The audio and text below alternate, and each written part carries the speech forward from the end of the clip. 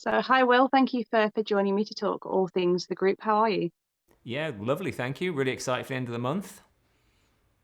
And the group is screening at FrightFest as part of the First Blood strand, which is this strand that celebrates the best and brightest in new genre talent. How are you feeling about being selected for this lineup? Well, I mean, it's pretty amazing to be honest. I mean, I've told some other people this, but it'd be 20 years ago this year that I went to my first Fright Fest in 2002. So, and that would have been in the Prince Charles. I'd have been about 17. So I probably didn't think at the time that I'd ever actually get to see my film on the big screen in the Prince Charles as part of Fright Fest. So it means quite a lot to be there. And the story of the group is set within an Addicts Anonymous group. What prompted that setting? Well, there's a couple of things that prompted the setting. I was looking to make a film. I'd been eyeballing doing a short, and I've worked in behind the scenes for quite a few years.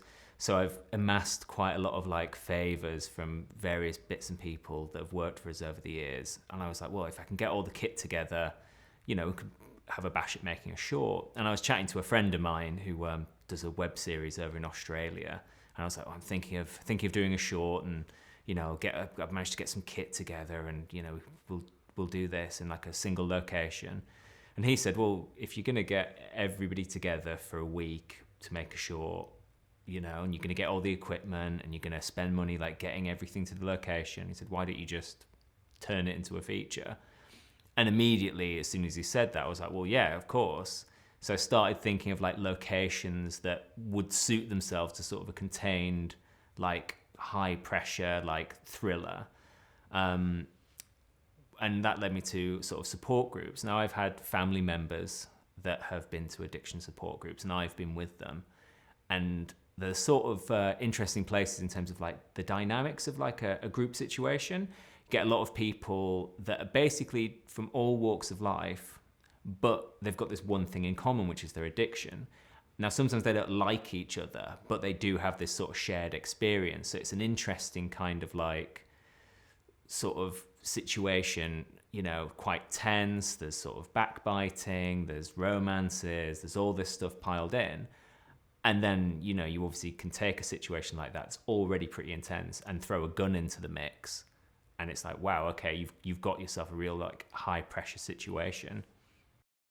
And the film deals with addiction, but also it's not just the impact on the person that's suffering with addiction, but also how it impacts on and everybody around. How that addict has sort of like a butterfly effect on everybody that they sort of come into contact with.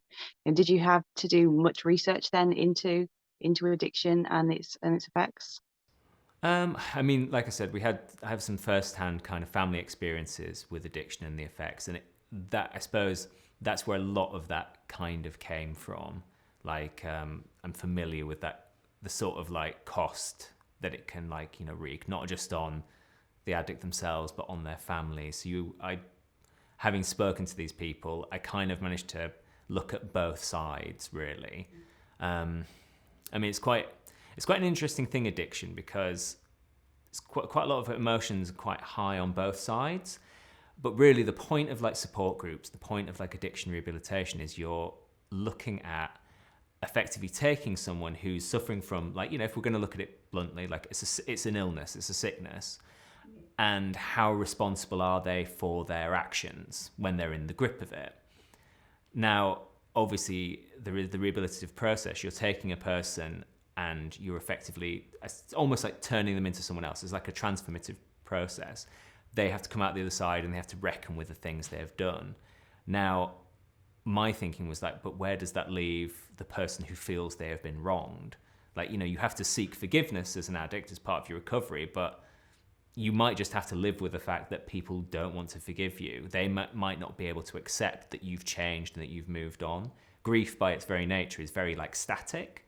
So if you're, say, a grieving parent or lover or whatever, then how are you going to feel when it's effectively this person gets to create a new life for themselves? They get to move on. They get to put something behind them when you possibly can't. So it was almost like delving into those emotions. I mean, obviously there are like rituals and specific things to groups, which we played a little bit fast and loose with because we wanted something that felt almost emotionally true rather than getting like hung up on the exact sort of like minutiae of the group itself. It's a very dialogue heavy film. It's very intimate. It's almost like a stage play in a way, which I guess means that a lot of the work is being done by a cast. There's a lot of lines for them to remember. How did you go about casting these roles? Well, I mean, obviously because it's a very low budget film, I did all of the casting. So I watched every single video that came in. We put up like just notices on like, regular casting websites like Casting Networks and Star Now, things like that. And basically people would send in their sort of like tapes. We gave them some sides to read and we tried to narrow it down from that and pick people that seemed quite similar to the roles that we were getting in. And obviously that for some parts you got like a lot of people applying, others not so much. And then we had, I think it was a couple of days in the summer where we effectively got everyone to come in the office I'm in now, and we did like some tapes. We met them, sort of talked through the part. And out of that initial casting session, which was over a weekend, we pretty much got everyone in the cast. I think we cast Dylan, who plays Jack, Jenny, Mike, we cast Tom, who plays Henry, and even Nobose, we cast from that session. The only two we didn't cast were almost the two biggest parts, which were Cara and Seth, who came much later. Cara was someone we really struggled with because you needed someone, the character of Jack is such an unstoppable force. You needed someone to be able to stand up against him. And that's quite difficult because they're sat down and and we were looking at actors that were older, that were younger, trying to find somebody who would be like compatible with Dylan because he was such a force in the sort of auditions. And when we came across Evangelina, she was, from the get-go, she was amazing. Like, she gave this really sort of intense kind of tape, and she provided this like wall for him to like butt up against because she's very tall. So she could project this sort of like like strength from being basically sat down for the majority of the film. But also she could deliver the dialogue and the lines and like without it coming across as sort of petulant or sulky. She really could do the whole thing of a woman who's like effectively lost everything that you can't really do anything to because it's already been done, but still have that kind of like love and emotional core at the center of it that led you to believe why she would care for people like Seth, why she would care for the group, and why she would put herself on the line for them.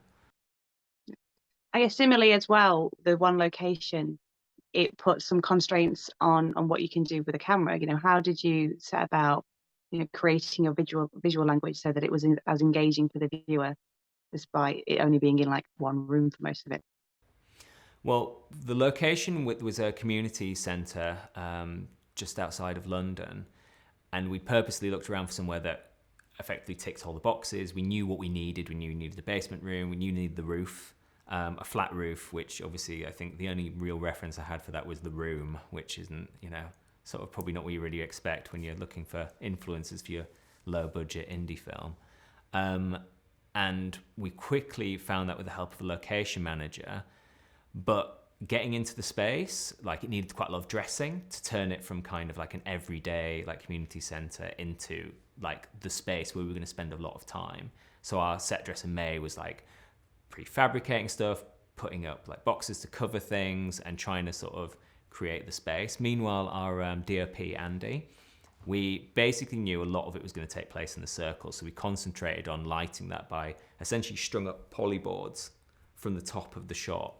And basically we're bouncing light down on top of everyone to give them quite like a menacing kind of downlight, but it also meant that we could work quite fast.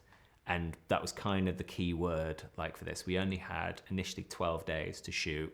We had, quite a lot of dialogue heavy script, and we really need to get through that. So we needed to be able to move pretty fast. So lighting it from above, moving lights around when we needed to, and effectively using zoom lenses, we could quickly switch to the next shot to get what we needed really quickly. But that said, I mean, one of the interesting things about the film is as soon as you get into the circle, it's Dylan that dictates a lot of where the camera goes because he's the only person that can move. So, it gave this kind of thing of him like dragging the camera around, like, because you're constantly keeping up with him as he gets into people's spaces, he gets really close to them. And it was more about his blocking, really, of like how like the film felt, because he could be quite far away, so you get yourself a wide, gets quite in, that gets quite close. So it was almost like mirroring him in a way, which is really what we were aiming for when it came to the style. Yeah, it definitely, there's sort of like almost the dance aspect sort of does come across on the screen, and it sort of it does start wide and then sort of slowly goes closer and closer in until you're basically in the middle of the circle with the guys, which I think is something that really really works. But as serious as the group is, in terms of themes and topics explored, you have snuck a couple of Easter eggs and some sort of in jokes in, I guess. We discussed them over email, but without giving any spoilers away, why did you want to sort of like put these little nods in? I mean, basically, I picked two things that were quite sort of dear to me. There's a reference to aliens in there, and there's a reference to Sonic the Hedgehog, which, to be honest, they were basically because at the time, I mean, working behind the scenes, I remember we once did working on some stuff for Devs, which was the Alex Garland show. We interviewed Alex Garland, and I'm reviewing all the footage back. And one of the things he said that kind of stuck with me, because it's a mistake I've made quite a few times, is he said, whatever you write, you will need to film it at some point. And obviously, the minute you say, well, there is a community centre, my production designer is like, okay, so what's the community centre called? And you're like, well, and you're sort of just pulling things like slightly out of the ether. And I'm like, well, I guess it's the Green Hills Community Centre. And it's the same, like there's a name that's a reference to aliens in the film, essentially on like a community board. And it was like, oh yeah, well, that's obviously a nickname, so what would be written on this board? And I was like, oh, okay, yeah, it's Rebecca Jordan. And so you're basically just like, essentially it's almost this like raw kind of Mad Libs where you're basically just pulling things like out of your brain to make up for these sort of shortfalls. But there was quite a lot of that. There was a whole thing with the intercom phone near the door, and the production designer comes up to you and goes, okay, so what height does it need to be at? Because at one point there were scenes that required a lot more blocking with the phone going in and out, and we were like, well, if someone's tied up next to it and they're supposed to be on the phone, then it needs to be lower down so they can put it, but then how do they do it? Because obviously in the script it's just written, they pinch it between their head and ear, but in reality that didn't work, so we would kind of like, oh, well, So there's kind of lots of those things where you suddenly get into it and you're like, oh wow, we're in the location now. How does it look now? What is that jump from being like a storyboard, which was done before we got to the location, to now me doing like diagrams to work out how we're going to shoot it. So yeah, I mean, it was mostly just pulling things out of my brain, which probably is not the best answer to give. Yeah, I guess aliens and Sonic are always sort of at the forefront of your mind. Yeah, I mean, like, more so for this film, which is probably one of the more key influences, was Alien. I mean, more so than Aliens, because Alien has this sort of directness to it. It's very, like, straightforward. There's backstory there, but it's not... It's all, like, single lines of dialogue tossed out here and there as to, like, the nature of Ash, the science officer, is dealt with in one line early on, which is like, have you ever been anywhere with him before? No, he's a new addition to the crew. And then that's dealt with, and it sets up things that happen later on. The whole stuff with the alien ship they discover, like, is essentially shorthand for how the film's going to pan out, but it's not essential. And although, yeah, I'm not Ridley Scott by a long chalk, it was that kind of directness we wanted to channel into this film. Like, can backstory be essentially assigned to, like, essentially one line of dialogue tossed out in the first 10 minutes, that then the significance of which later on becomes slightly more apparent? That's kind of what we were, like, aiming for. Like I say, it definitely works, and it gave me a nice surprise when I was watching it. So, I mean, it was a good spot because I did watch it back recently, and I was like, oh yeah, it is a good spot because it is literally glimpsed for seconds. I think it speaks more to your, like, aliens like alarm picking up on. I mean, I'm an aliens nerd, so it was like straight down in my notes that there was a potential reference. I did initially think it was just me, reading too much into it, but it's nice to know that I'm not going mad. And we're discussing the film obviously in the run up to its Fright Fest debut. So I guess have to ask you, what genre films excite you? Because obviously Fright Fest encompasses the whole dark heart of cinema. When you are sitting down for a film, what genre films are you drawn to?